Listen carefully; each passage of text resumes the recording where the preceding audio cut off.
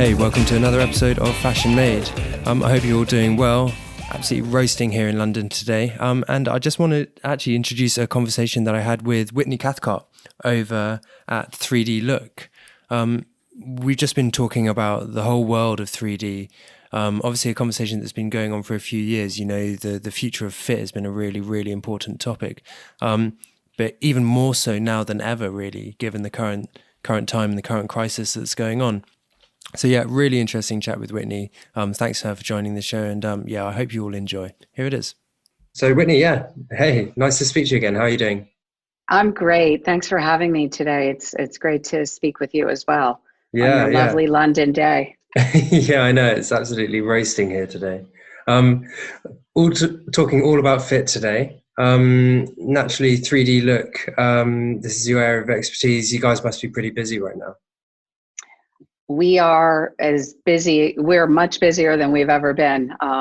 We signed a record number of contracts back in April, and sadly, COVID, has accelerated what was already going to happen. So I would say, although we've always been a distributed team, so Zoom for us was nothing new. We were kind of experts at that we are certainly seeing kind of record growth, and it's a super exciting time for 3D Look. It's kind of almost like all the stars have aligned here. And a lot of this digital transformation, which you and I have talked a little bit about before, it was already happening. So we've been at it for 3.5 years, coming up on 4 years now, but everything that we had been pushing was already happening, and COVID has for sure accelerated that. So yeah, we are crazy busy, and we're probably, happily one of the few companies out there that's actually hiring right now. Wow. Amazing. I'm sure there are probably some people that are quite interested in that, because it's at odds with the industry as a whole. Yeah, no, absolutely. Look, people know this, right? In chaos comes opportunity. It's just a matter of, are you peeking around corners? Do you crawl up in a ball, or do you, take a look at this as opportunity and really go after that? And I think that particularly for startups who are used to being agile and have the ability to kind of pivot when they need to, certainly, one of the sectors of business that, we've always kind of been working with that we really have seen a big influx is made to measure and uniforms. And those specific sectors have a need for contactless measurements, or they literally cannot operate their businesses.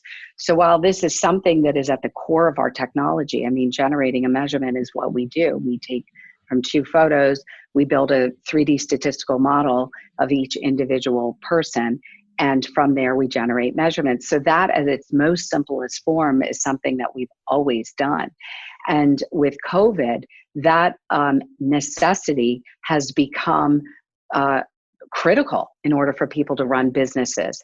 And so it's been exciting to be able to kind of adapt to that and really kind of tailor our product. One of the things that we did right away is we took kind of our bigger made to measure solution, and we actually made a more simple version of it that we could offer out to, emerging and startup and MTM companies that had launched a year ago or so, who were entirely dependent on that physical need to actually manually measure somebody. So by reducing the price there, we've actually been able to really help people run their businesses online. And so that's been really exciting. And the work that we're doing in the uniform sector is it's just crazy. It's overwhelming. It's amazing. How does a contactless fitting system work? So again, our core technology is a consumer scans themselves with a front and a side photo. And we do that. We've got it's essentially a cross-platform widget. So it gets embedded on a website. So if you are a MTM company, we put that little measuring widget on your website, and it could say, measure me, or what's my fit, or get my fit. It can, it's customized to the customer. But essentially, it's very simple. The consumer, hits that little widget, whether they're shopping on their desktop or they're shopping on their mobile device. So we are, agnostic to both. we really built this in mind of the consumer, knowing that we needed to meet the consumer wherever she was shopping. So if I'm on a website and I'm shopping, many people sitting at home on their desks right now, we'll send a link to your mobile device, and it literally opens up the experience right in the link. So we're white labeled behind that. You think that you're shopping off the website. And there's a series of, cute, engaging little GIFs that have you grab a friend, and you take a front photo and a side photo, and within about 15-30 seconds, what we're doing on the back end is we're actually generating a unique 3D model of you. So we are not looking at a database of 3D models and saying, oh, you kind of look at like this. We actually develop a statistical 3D model of you. So once we have that 3D model, we're able to extract measurements from that. So today we've got 65 measurements, so points of measure of your body in our API. And we add to that, we're currently working on another 2, and we've got another 3 that we'll start work on in June. And that's really dependent on the customers that we're working with. But nevertheless, as the consumer, your job is done. So that whole experience, grab your friend, have them pull out their phone, takes under a minute. The actual experience itself, once we take those 2 photos, that's instant processing. It's just up to the cloud and back. So it takes about 30 seconds, and we generate measurements in a 3D model from that. So as the consumer, you get a, great, thank you, your scan is finished, and you're going to get your customized garment delivered to, wherever you're shipping it, to your home, I guess, right now. So it's really enabling customization. And we certainly, even pre-COVID, we had seen this growth in, direct to consumer, made to measure companies. And why is that? Well, it's if you think about it, it's being driven by consumers, and consumers want to feel like the places, the brands that they're shopping understand who they are, what they like, and what they look like. And in order to make something customized for them, you have to understand what their bodies look like. And height and weight alone do not produce body measurements and the amount of body shapes that actually exist. So if you think about it, asking customers, even in e-commerce, even in shopping in a brand and trying to figure out what sizes I am, and this is directly correlated to rising return rates, it is actually ludicrous to think today, in this day and age, that we are asking customers to fit into antiquated size and grading systems. And at its most simple level, that's the problem with fashion. The fashion industry is making clothes for bodies, and we have no idea what the bodies look like. And back in the day when we were still walking into department stores and I want to buy that blouse, and I pull 3 different sizes off the rack and I head to the fitting room, as we shift to online and e-com numbers are going up and mobile commerce numbers are going up. And by the way, this shift was happening even pre-COVID. That model of offline to online was already going to happen. It was going to get really, really, really ugly out there unless you figure out what does the customer look like, because solving fit problem is not simply an e-commerce, here's your size. Solving fit happens in product development and design. And in order to make better fitting garments, you need to be able to understand what your actual customers look like. And that is all based on body data. Do you think that standard sizes should still exist? Well, what is standard sizing actually? I guess spent a medium. I spent almost 30 years in manufacturing, right? There's no such thing as standard sizing, right? Because what's standard to my brand is different than standard to another brand, which is why it's so complex. I'm a small person, I'm short, and I'm pretty thin. So I can wear, and now you've got sizing where sometimes you'll see like 00. Well, what does 00 even mean? It's actually even more confusing. I know it's meant to make me feel like I'm super skinny, but really what it does is it just confuses the consumer. Because a 00 to a 0 to a 2 to a 4 to a 6, I mean, essentially I can wear 6 different sizes depending on the brand. And in some brands, and I'm not going to name this brand, but in a very, very big vertical fast fashion brand, I wear 4 sizes and they control their supply chain. So it's not even simple for me, and I'm an expert at this. When I go online and I'm shopping that brand and I realize, oh my God, I'm flying to New York next week and I need something for an event I'm attending and I don't have time. So I'm going to go on this brand and I know they can get it to me in 24 hours because they have awesome customer service and their, last mile delivery capabilities are great. I'm just going to order 4 sizes because I'm one of those 4 sizes. That's ludicrous. How am I doing that in 2020? There are tools that exist that already existed pre-COVID that can help customers do a better job of figuring out what size to buy online, and more importantly, help the brands that they love make better fitting clothing so that there's not such a gradient. And why should I be wearing 4 sizes in a blouse in one vertical brand? It just logically doesn't make sense. So standards, we're not shifting to a world where we're trying to standardize things. I mean, that's not what the consumers are asking for. Consumers have been asking for years, know me better, know me better. And in order to do that, you need data on the consumer. And this gets into the entire philosophy around privacy. Yeah, it's very interesting. There's privacy, there's fit, there's also style preference as well, and whether something fits or not. The style preference is a massive component in that there, right? Sure. Well, fit is, I always tell my engineering team, I know you want to have 1 + 1 = 2, but in fashion, it never will. We can get as far as we can get, right? But there's so much emotion that goes into fit. And I can go in the dressing room with my daughter and I can put on a dress and look at myself in the mirror and be like, wow, this fits me great. I love this. And she can look at me and roll her eyes and be like, are you kidding me? That thing is way too tight on you, Mom, and you're too old to wear it. And you know what? I'll put it back on the rack. So there's always going to be a subjective component around fit. And I think one of the ways that 3D looks at fit, and because we're a 3D company, because we generate so much data around measurement and shape, is one of the things that we've been looking at doing is, fine, if you don't want to see your 3D avatar yet, because maybe you're not ready for that, and that's kind of another conversation, we can get into that, but we have the ability already today to look at a product and to look at your body and to tell you that just purely mathematically, based on your body and this particular product, it's going to fit you tight on the shoulder. It's going to fit you tight around the waist. And it's going to fit you a little bit loose on your thighs. And guess what? Maybe you, as the customer, are looking for a tight-fitting dress.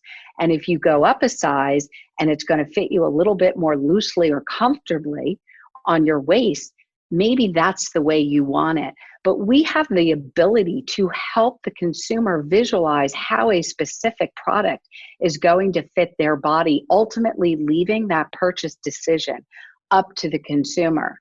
So really what data does, right, is data drives better consumer experiences. So the more data we're able to, in a really simple, easy, visual way, give to the consumer, the better a shopping experience the consumer is going to have. And that's really what digital transformation is about. So leaning into these digital experiences, and what COVID has done is it's dropped a bomb really on retail. So while it was already heading into this direction, and absolutely heading there, and I was putting 2022, 2023. COVID has just accelerated this need to create these better digital shopping experiences. If you look at websites from like 10, 20 years ago, they more or less look the same today.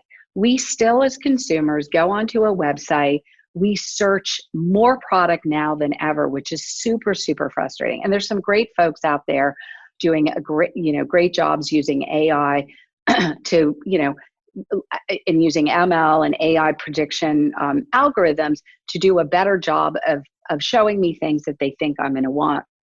But it's still pretty ludicrous today that we're guessing what size, because the whole idea of shopping around size and trying to map my own body, assuming I have a measuring tape at home, assuming I know what to do with it, assuming I know where my waist is, and then trying to map it to a size chart, which sometimes is a size chart of garment, sometimes it's bodies, and we've seen all of this. So it's super complex. I think one of the most interesting surveys we did is when you ask the US female what her waist size is, she tells you her denim size because that's what she's used to. So, oh, I'm a size 25. Well, actually, in technical design, your waist size is actually your natural waist above your belly button. So right there, you're introducing data that is bad data, right? Garbage in, garbage out. So if you're not kind of teaching the consumer how to measure herself, and why does the consumer want to do that? Like, there's digital solutions that can do that for the consumer. So again, it's leaning into these transformative solutions to create more engaging shopping experiences. And that's really where shopping online was already headed. And so now it's a question of how quickly do brands and retailers lean into this? How accurate is it? How accurate is the data that you're gathering? Oh, I love that accuracy question. So accuracy is such a good question, because what's your baseline for accuracy, right? Are you comparing it to like a manual measure? Are you looking at repeatability? Are you looking at, so you'll use me for an example, right? So if I have 3 manual tailors take measurements of me, and they take measurements of me in the morning, they take measurements of me at night, they take measurements of me as I'm breathing in versus breathing out, they take my measurements after I get off a plane, and I've just flown to visit you in London from San Francisco. And I've had 2 glasses of wine on the plane, and I've eaten all my super salty food. So, we got smart about this early on because we were up in the enterprise space, and we were being measured against, 3D body scanners or, expert technicians. And we were seeing discrepancies from measure to measure in expert tailors, sometimes as much as 2 to 3 inches. So what 3D Look was really going after is actually repeatability. So, I will never, ever come out and say, oh, we are 98% accurate on 99% of the measurements, because what does that really mean, right? My body changes within inches between morning and nighttime. It depends what I ate for lunch. Now, having said that, we generally come in, within about an inch on repeatability, plus or minus. And, we're computing today, like I said, in our API, over 65 different measurements. So look, we spent a long time building our technology. If people out there are saying it is simple to get accuracy from 2 photos of consumers getting dressed, or it dressed in tight-fitting clothing, and that is simple to generate actual accurate measurements, they are lying to you. It is very, very difficult. We have a huge R&D team. 66% of our company, we're pushing almost 30 there, 3 PhDs.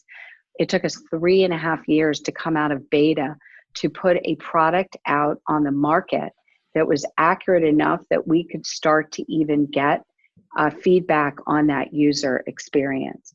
So you can't just put things out that are going to generate measurements that tell the consumer that she's 3 sizes bigger than she is, because you will not only churn that consumer, but you do damage to the brand. So, we have a very enormous proprietary training data set. We release accuracy optimization every quarter, and we go back, and the way we know where we are in accuracy is we go back and we look at that original empirical data set. So we don't release new measurements unless it doesn't do us any good to release a measurement that we're not seeing accuracy on. But again, what are we using as a baseline? Are we using the manual tailors baseline? Is that, and we have these conversations with the brand, how do you want to compare accuracy? Do you want us to compare it to your manual tailors so we see, 1.5 inch, 2.5 inch, sometimes 3 inch discrepancy? That's very dependent on where is the, expert technician putting the measuring tape as you go up in sizes. If that measuring tape is off by 1/8 of an inch, you're looking at, it could be a difference in a size. So, we always say to the brand, what would you like us to use as the baseline? So isn't that exactly what the problem is at the moment as well, though, that different brands have different measurements of accuracy? Of course, but that's never going to be standardized. Think about it. You have a pair of pants, right? So take your favorite pair of jeans. I mean, look, a lot of people have used COVID in two ways. They've either embraced it and they're cooking like crazy and they've gone vegan and healthy and they're buying healthier foods and they're exercising at home. And suddenly it's almost easier to turn on, I don't know, Peloton on my TV and get 30 minutes or 40 minutes in of whatever, yoga or strengthening or whatever it is I'm doing, than it was for me to do it when I was traveling a lot. So a lot of people have actually lost weight. A lot of people have gained weight because they're eating more, right? But if you take that same pair of jeans, your body changes. So the denim that you purchased, that thing hasn't changed. I mean, maybe it's shrunk up because you continue to put it in the washing machine and the dryer, but your body changes. And you have to remember to consider that. I have dresses in my closet. Those dresses haven't changed, but my body changes over the years. Sometimes it's bigger and sometimes it's smaller. So how do you standardize that? Again, you're not thinking that we're going to standardize sizing isn't the answer. Understanding how my body changes, allowing me to be able to have data that what happens if I get pregnant, right? My body's shifting all the time there. I have my pre-pregnancy body and I have my post-pregnancy body. I mean, these are all the complexities. This is why this problem has never been solved in garments, because garments are so complex, right? There's so much that goes on in fabric. There's so much that goes on in fit and drape.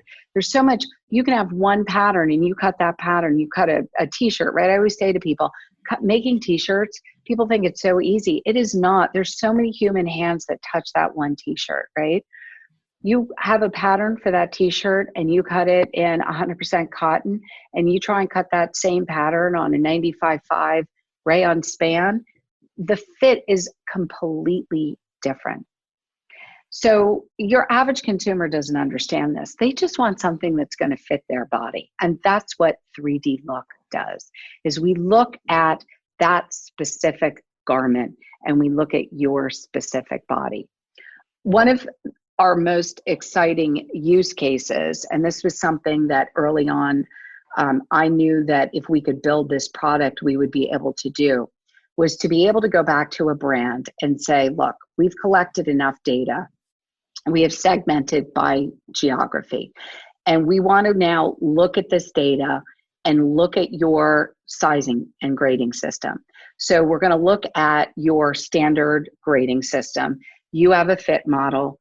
Every size, your base size there fits that fit model. So regardless of what is going on in the fabric, you're fitting your base size on this fit model. This fit model has XYZ measurements, right? She's this tall, she weighs this much, more or less. Her chest size is more or less this, her waist size is more or less this, yada, yada. So we went back and we looked at at all the data that we had collected. And we sliced and diced it in many different ways. But one of the most interesting things that we did is we looked at their top markets. And what we found was that over 80% of their actual customers were more than a half a foot shorter than their fit model. So what does that tell you? And this company is a denim company, is that right off the bat, you've got inseam problems. We found out that most of their customers were between 3 inches and 6 inches off waist size. So when you're looking at hypothetical averages, and we've been able to buy average data for many, many decades, and that's how we've, always graded. I mean, I'm not going to name specific retailers, but when we were in manufacturing and we were buying, fit forms from a big, famous fit form company and jump sets, and they're very, very expensive. How come my forms for retailer A were off by, half an inch from retailer B? How did retailer A think their customer was this and retailer B, their customer was that? It really logically never made any sense to me.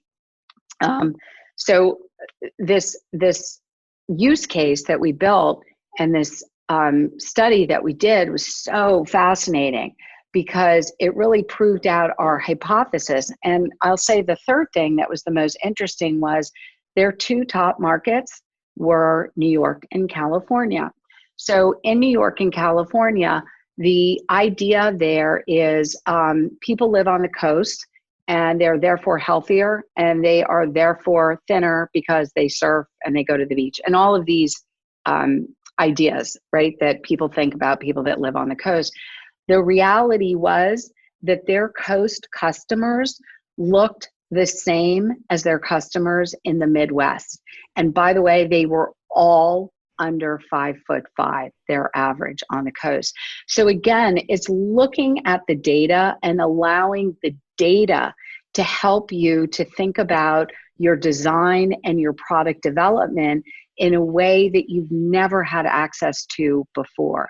And that means that you are going to drive, at the end of the day, a better experience for your customer. And it's all about brand loyalty at the end of the day, because we as consumers have the ability to shop amazing products. And if I go into my Instagram feed on a given day, there's 10 new brands that are advertising to me that I didn't even know existed yesterday. And guess what? The products are cute. They're giving me a discount. The checkout process is super simple. And they're generally have a great mission, right? And so as a consumer, do I want to give my money to a brand that is doing something around sustainability, saving the planet? They're really focused on what it is they're selling. It is easier than ever to churn from a brand because we have so much opportunity today to purchase things. So brand loyalty is about creating these better consumer experiences. And as we move into things like AR capabilities and the furniture industry and the beauty industry has done such a great job on this, but these kinds of experiences, again, were already coming into fashion. And 3D, look, we build 3D models. We can already put your 3D model in your living room. We built a POC for a big fashion brand where we partnered with a big 3D visualization. So they were doing, they're using 3D to build their fashion. We could already put the garments on my 3D model, and in real time in my living room, I can walk up to me with that garment on me and I can look at what do the rivets look like on that denim. What do women do? The first thing when they put on pants is they look at their bottom in a mirror. I can now look at my model in my living room. All of these experiences were already coming. And AI and 5G is just pushing all of this innovation forward. So we were really, those are macro factors. And a lot of that still needs to happen, and it's going to happen. But the other piece of it was, what is the mentality of digital transformation from brands and retailers, and where do the consumers fall into this? So we were literally likely looking at the biggest disruption the fashion industry's ever seen over the next 10 years, even without COVID. And COVID is just going to accelerate all of this. So with all of this, and it's been a fast transformation from even what online shopping was 10 years ago. What do you think retail will look like, both online and physical, in 10 years' time? That's such a great question. I love answering it. So I think if you look near term, nobody can predict what's going to happen in the next 12 to 18 months. We all have, different opinions of how we're going to shop and what this looks like. I mean, I've seen projections where they're estimating that, 50% of physical stores in the US aren't going to exist. I think if you just look at the numbers, even again, pre-COVID, if you look at the numbers of store closings over the last couple of years, this whole idea about retail apocalypse, we've already been going through that the last 10 years, right? I think about it as kind of retail apocalypse 1.0 and even pre-COVID retail apocalypse 2.0. And this is just me, I have always predicted that the next 10 years, we're going to make the last 10 years look like a picnic on a warm day in Central Park in New York with the birds chirping. But I don't look at that as a negative. I look at that as opportunity.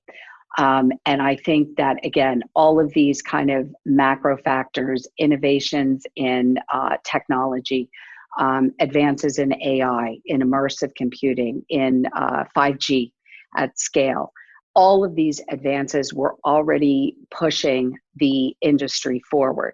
So when I look out 10 years, I think that this idea that we're going to go onto a website and we are going to search for a product and try and figure out what size we are, all of that is going to happen in 3D and in much more immersive ways. And whether, if you think 10 years out, the idea of moving our heads down from our phones up because we're going to have at scale, augmented reality glasses, MR, right? So however you want to call mixed reality. But this idea that consumer facing AR isn't going to look as weird as it does today when somebody's walking down the street with AR glasses on. Again, these things are going to happen.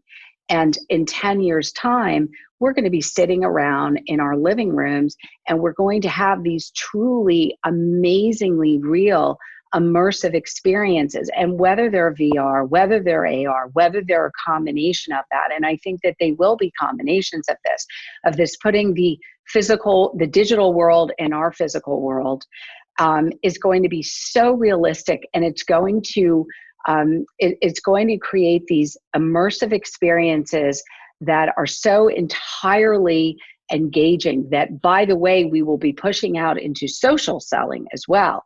And there will be platforms of social selling and social engagement built on top of AR, just like back in 2008, nobody had ever heard of Instagram. Nobody had ever heard of TikTok. I mean, TikTok's relatively new. So if you think about these billion-dollar platforms that were literally built on top of iOS, right? Those same types of platforms are going to be built on top of spatial computing platforms. And so this idea of walking down the street and being fully connected, right? It's IoT also, but fully connected to the weather, to my calendar. Life is going to get easier. And a lot of that is collecting data, right? And again, this goes back to the kind of the privacy thing. And I think you really look to, I'll bring COVID back into it too, because there are two schools of thought here. I'm going to give you just mine personal. If you looked at China and where they are with privacy and how they were able to really lock down COVID, because there essentially is no privacy over there. And you look to kind of, take, for example, what Apple and Google are doing together. I think that how many people, ask yourself, and I look to my kids and I have a 21-year-old and a 24-year-old, and me included, when I am downloading a new app, am I reading the privacy policy or am I just clicking yes? I'm clicking yes, and so are they. So, I think we really do a disservice to ourselves in a lot of ways around privacy. Great data, authentically, if you're giving access to it, makes our lives actually safer, and it makes our lives easier. And that's what we're all eventually, I think, looking towards. Certainly me, I want to be able to spend more time with my family. So when it comes to e-commerce, if I can have to spend less time searching and less time trying to look an Excel spreadsheet of sizing and just buy things that are going to make me feel good, that from brands that are doing things great for the planet, where I'm giving back and I have more time. Isn't that ultimately what we're going for? And I think that's what all of us working in 3D, and it's not just 3D look, there's lots of amazing folks building amazing products right now. Some of them have been, some of them really, really, really early on, just kind of out raising money, really doing transformative work in 3D. All of these technologies coming together are going to create this world of immersive commerce, really, of spatial commerce, that is going to truly look like nothing like it does today.